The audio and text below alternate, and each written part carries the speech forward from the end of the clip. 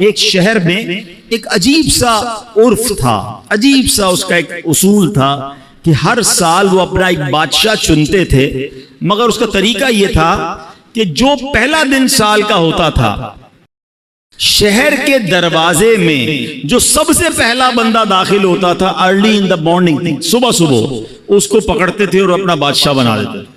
تو ایک اجنبی سا شخص تھا، وہ اس کو پتہ بھی نہیں تھا، وہ شہر میں صبح صبح داخل ہوا، شہر والوں نے پکڑ لیا، مبارک ہو مبارک ہو، اس کو ہار وغیرہ پہنایا، کہ خیریت تو ہے؟ کہ آپ کو مبارک ہو، آپ ہمارے بادشاہ بن گئے۔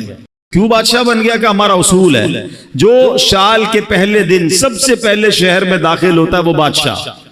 کہ اچھا تو کتنے ٹائم کے لیے بادشاہ؟ کہ 1 سال کے لیے۔ وہ تھا بڑا عقل مند آدمی، کہتا ہے 1 سال کے لیے؟ کہ ہاں۔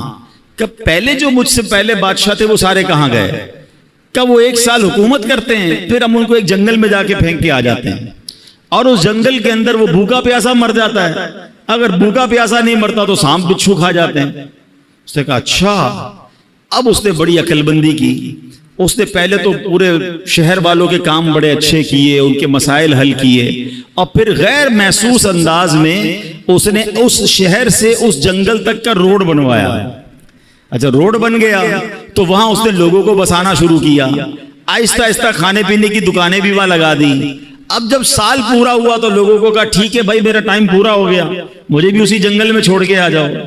تو جو شہر کے بڑے لوگ تھے انہوں نے کہا آپ بڑے سمجھدار ہیں، آپ نے اس جنگل بیابان کو بھی شہر بنا دیا، ادھر بھی جناب اتنی رونق کر دی کہ ہم آپ کو ادھر بھی لے کے جائیں گے تو آپ کو کوئی پرابلم نہیں ہوگی۔ ہمیں ایسے ہی عقل مند بادشاہ کی ضرورت تھی، اب ہم سب نے مل کر فیصلہ کیا ہے آپ ہی ہمارے بادشاہ رہیں گے۔ اب بظاہر تو یہ واقعہ ہے، مگر کیا مجھے اور آپ کو ایک شہر میں نہیں جانا ہے؟ مجھے اور آپ کو ایک اور دنیا میں نہیں جانا ہے جہاں سانپ اور بچھو بھی ہو سکتے ہیں؟ اللہ ناراض ہوا تو قبر میں سانپ اور بچھو بھی تو ہو سکتے ہیں نا۔